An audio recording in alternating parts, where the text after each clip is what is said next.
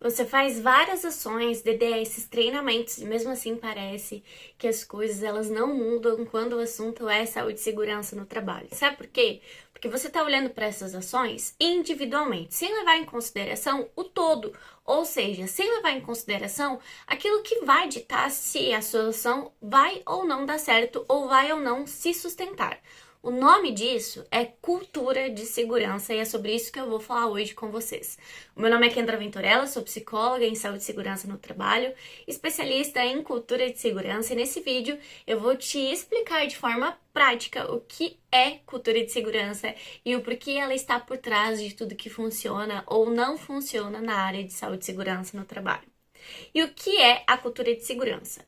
Antes de entendermos a cultura de segurança, nós precisamos entender o que é cultura, que é basicamente tudo isso que você está vendo aqui na minha tela. Quando eu estou dando treinamento, eu costumo fazer a seguinte analogia. Agora vocês vão fingir aí que vocês são os participantes do treinamento. Se eu pedir para você, por exemplo, imaginar o país Índia, o que vem na cabeça de vocês?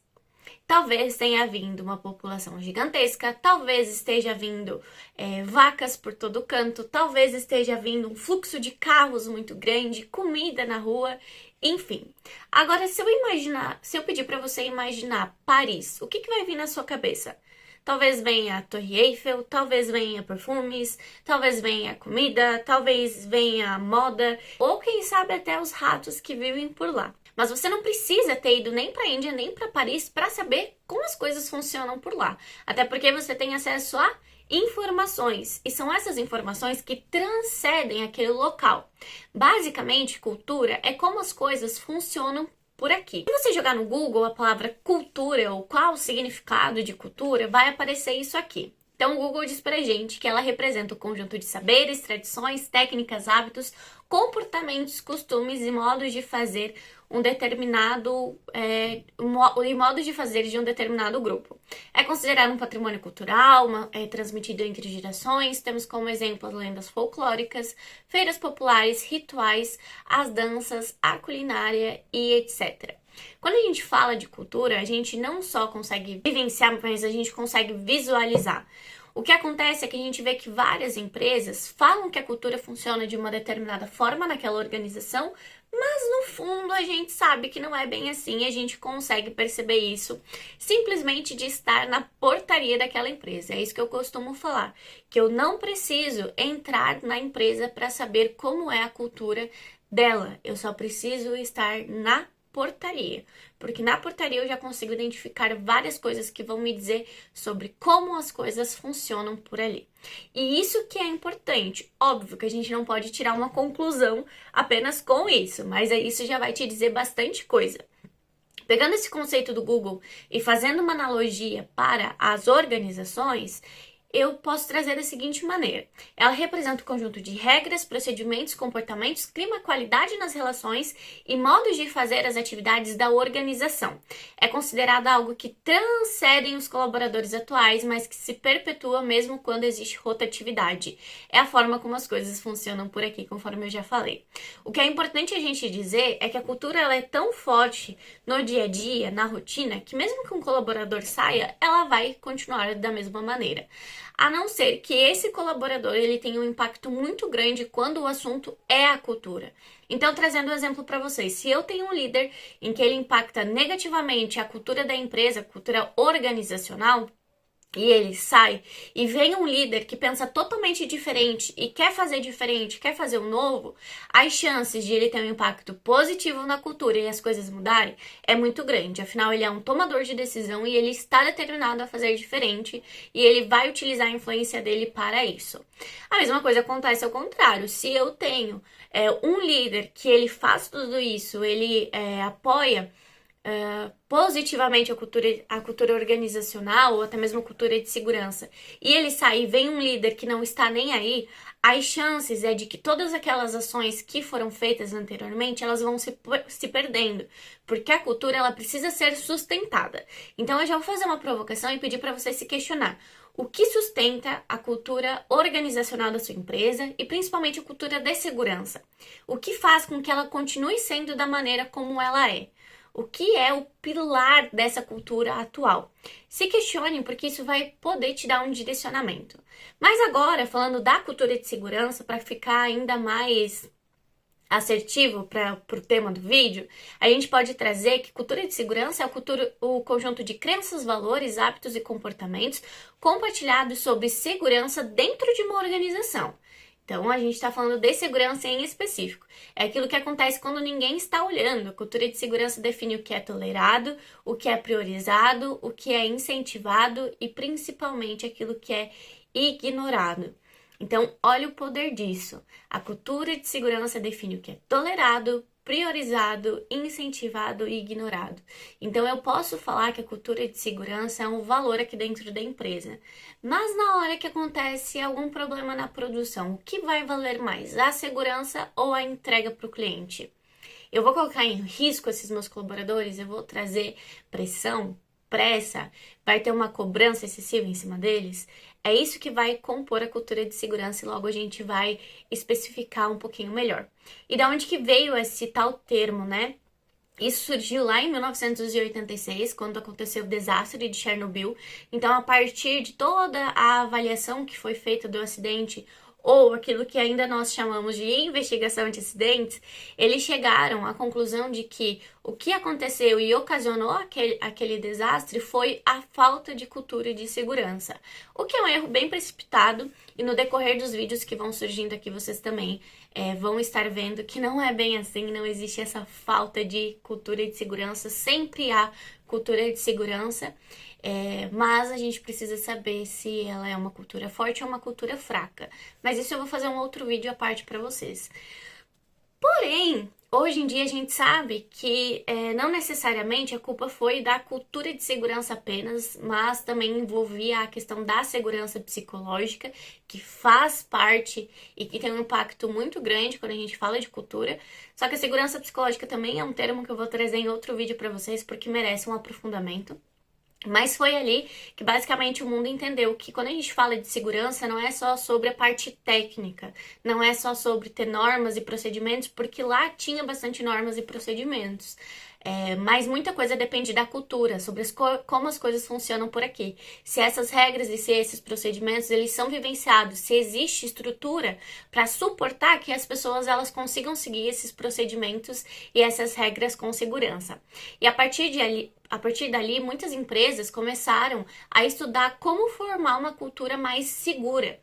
Mas a verdade é que esse debate ele ainda é muito raso e a maioria das organizações continua tentando mudar comportamentos focados no indivíduo através de cartazes, campanhas e placas e DDS, ao invés de olhar para um todo. E lembre-se, cultura é sempre esse todo. Para ficar melhor de explicar para vocês, eu trouxe esse carinha aqui, de um rostinho bem simpático. Ele é o Edgar Schein. Nasceu em 1928, morreu em 2023, e ele vai trazer esses 3 níveis aqui da cultura organizacional. O primeiro deles sendo artefatos, que são tudo que é visível, inclusive a gente usa o iceberg para estar explicando de uma forma mais visual.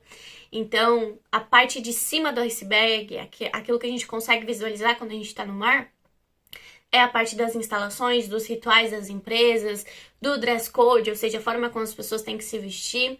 E se trazer para a segurança no trabalho, a gente vai estar falando dos EPIs, que é algo bem visível, a gente vai estar falando de cartazes, de fluxo, de sinalização. E aí no meio desse iceberg a gente tem os valores. Iceberg. A gente tem os valores, que são aquilo que são as regras explícitas e são as regras implícitas também, aquilo que é tolerado, aquilo que é aceitável. E se a gente trazer para a área de segurança no trabalho, nós vamos estar falando de procedimentos, de regras e daquela famosa frase de que segurança é em primeiro lugar, que muitas das vezes vem com muitas aspas, né? Por último, mas não menos importante, a gente tem a parte das crenças, então os tabus, aquilo que é velado, aquilo que não é visível, mas é principalmente vivenciado, aquilo que está no âmago da organização. Então, de nada adianta eu ter lá nos meus artefatos placas, sinalizações, não adianta nos meus valores eu falar que segurança é em primeiro lugar, sendo que vai acontecer de que na realidade, lá no chão de fábrica, aquilo que os colaboradores vivenciam é uma pressa, é pressão para entrega, independente se aquilo lá é feito com segurança ou não. Então é o que a gente chama, né, quando a gente tem esses artefatos que tá tudo bonito, os valores, pelo menos no papel tá tudo certo. Quando a gente olha para aquilo que é vivenciado, não é assim, a gente chama de empresas de cultura melancia. Verde por fora, vermelha por dentro. Então, quantas empresas a gente conhece que é assim, né? Será que na sua empresa também eles não estão falando que funciona de um jeito, mas na verdade a gente sabe que na prática mesmo as coisas não são meio assim? Como dica para vocês, até para vocês se aprofundarem sobre o assunto e terem um referencial teórico, quero que vocês, caso vocês tenham interesse, vocês possam estar acessando esse livro aqui, que é do Edgar Schein, onde ele vai falar sobre a cultura organizacional e sobre liderança. O que é importante vocês saberem, Kendra, mas você está falando sobre cultura organizacional? Sim, eu estou falando sobre cultura organizacional e eu vou explicar mais para frente o porquê para vocês. Mas é importante vocês entenderem que ambas estão bem conectadas. E sabendo desses 3 níveis, desse iceberg aí que tem dentro da sua organização, compreendendo como que as coisas funcionam dentro da sua empresa, você pode entender aquilo que está falhando.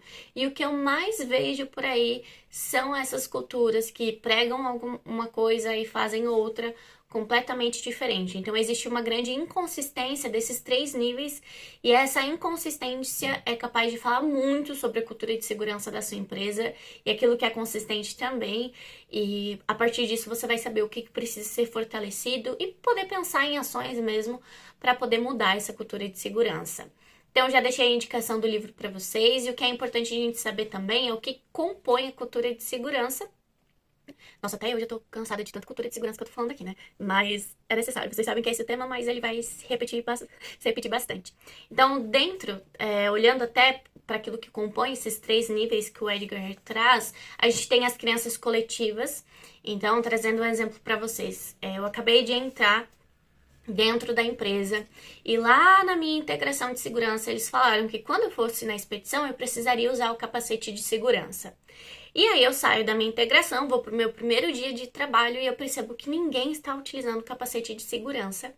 E aí, eu mesmo assim, já que eu tive na integração e como eu sou uma pessoa muito responsável, eu vou utilizar o meu capacete. Porém, no segundo dia, eu vou para o trabalho, entro na expedição, tá todo mundo sem capacete também, e além de eu estar com capacete, passam os colegas meus e falam assim, aquele ali é novato. Aquela ali é novata. No terceiro dia, chega alguém e me cutuca e diz assim, cara, você não precisa estar utilizando esse capacete aqui, ninguém se importa. Eles passam lá na integração de segurança, mas tá tudo certo, pode ver que ninguém utiliza. A probabilidade de eu no 4º dia não estar utilizando o capacete ou até no mesmo dia estar tirando o meu capacete é muito grande, porque somos pessoas, queremos fazer parte daquele grupo e isso é uma crença coletiva que vai fazer parte de mim também, porque o ser humano ele é moldado pelo ambiente em que ele está. Ele é influenciado pelo ambiente em que ele está. Então, isso a gente tem que entender também, porque é esse o poder da cultura de segurança, mas a gente se aprofunda nesse poder em outro vídeo também. Existem os valores prioritários, como por exemplo, a gente aqui precisa seguir muito certinho os procedimentos para o trabalho em altura. E para fazer o trabalho em altura, você precisa estar com a liberação, que é feita pelo técnico. Mas, se a gente está com uma parada de manutenção e os técnicos estão de um lado para o outro, isso é liberado para você fazer sem. Então, assim, a gente tem esse valor, mas a nossa prioridade ela é a produção e isso se sobressai quando o assunto é segurança. A gente tem os comportamentos visíveis, então a forma como as pessoas se comportam, se tratam, as relações delas. A gente tem as rotinas e rituais, por exemplo, o DDS, ele é um ritual e a qualidade como esse DDS é feito diz muito sobre a cultura da empresa também. A gente tem a liderança, que é um dos forceps que a gente tem dentro da cultura, que tem um grande poder de influência. E quando eu falo de liderança, não é só do cargo de liderança, mas do seu posicionamento enquanto líder. Se você é profissional de saúde e segurança no trabalho, saiba que você tem um grande poder de influência. Sim, pode não ser para a organização como um todo, mas principalmente para a equipe que você cuida. Então, como que você está utilizando esse poder de influência quando o assunto ele é cultura de segurança? A gente tem principalmente algo que é imprescindível, que eu quero frisar bastante com vocês, que é a reação a erros, falhas, acidentes e desvios. Se eu tenho uma empresa que age ainda muito forte na questão de punição, quando um colaborador ele erra, a gente quer achar culpado ao invés de achar a solução, isso também diz muito sobre a minha cultura. E a gente vai aprender aos poucos aqui no decorrer das informações que eu vou trazendo para vocês, inclusive das dúvidas que vocês tenham.